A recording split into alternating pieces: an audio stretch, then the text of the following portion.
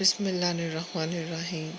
اسلام نے عورت کو عزت کا تاج پہنا کر انہیں معاشرے میں وہ حقیقی مقام دیا ہے جس کا تصور بھی اسلام سے پہلے یعنی زمانہ جاہلیت میں عورت کے وہم و گمان میں بھی نہ تھا۔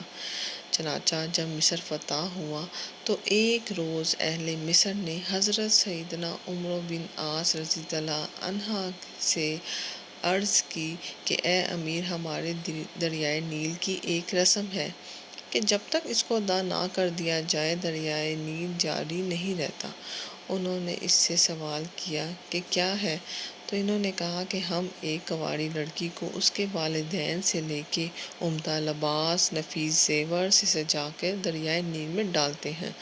حضرت سیدنا عمرو بن عاص رضی اللہ عنہ نے فرمایا کہ اسلام میں ہرگز ایسا نہیں ہو سکتا، اسلام پرانی واہیات رسموں کو مٹاتا ہے۔ پس وہ رسم روک دی گئی اور دریائے نیل کی روانگی بھی کم ہوتی گئی، یہاں تک کہ لوگوں نے وہاں سے جانے کا ارادہ کر لیا۔ حضرت سیدنا عمرو بن عاص رضی اللہ عنہ نے امیر المومنین خلیفہ ثانی حضرت سیدنا عمر بن خطاب رضی اللہ عنہ کی خدمت میں تمام واقعہ لکھ بھیجا۔ آپ رضی اللہ عنہ نے جواب میں تحریر فرمایا کہ تم نے ٹھیک کیا، بے شک اسلام ایسی رسموں کو مٹاتا ہے۔ میرے اس خط میں ایک رکا ہے، اس لیٹر کو دریائے نیل میں ڈال دینا۔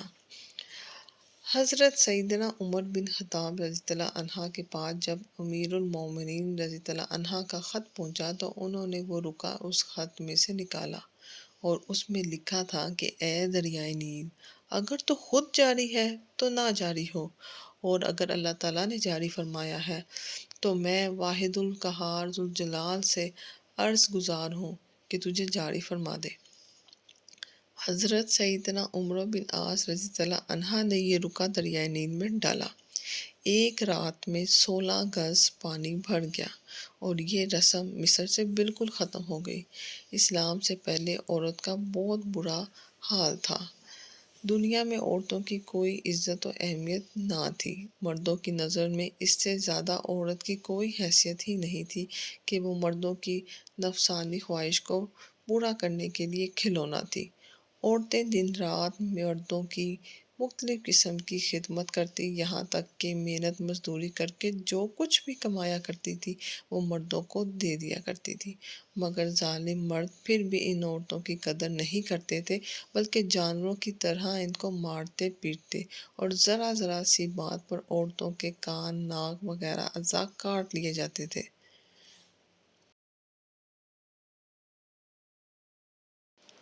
قرآن پاک میں صاف صاف لکھ دیا گیا ہے کہ تمہارے لیے تمہارے ہی جن سے جوڑے بنائے ہیں، ان سے آرام پاؤ، تمہارے آپس میں محبت اور رحمت رکھی ہے۔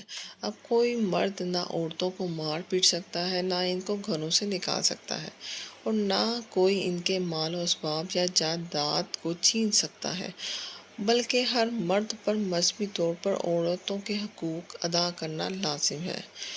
قرآن پاک کی اس حدیث کا ترجمہ کچھ یوں ہے: اور جب ان میں سے کسی کو بیٹی ہونے کی خوشخبری دی جاتی تو وہ دن بھر اس کا منہ کالا رہتا اور وہ غصہ کھاتا، لوگوں سے چھپتا پھرتا۔ اس بشارت کی برائی کا سبب کیا اسے ذلت کے ساتھ رکھے گا یا اسے مٹی میں دبا دے گا؟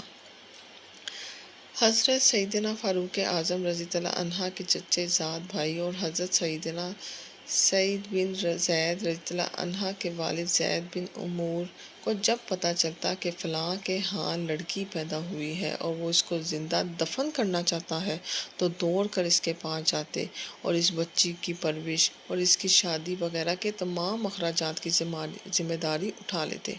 اس طرح اس ننھی کلی کو کھلنے سے پہلے مثل دینے جانے سے بچا لیتے۔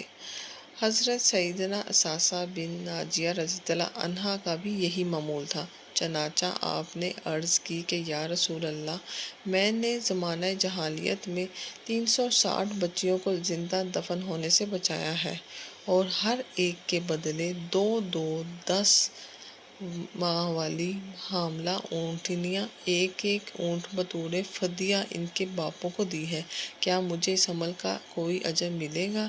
تو رسول صلی اللہ علیہ وسلم نے فرمایا، اس عمل کا اجر تمہیں مل گیا۔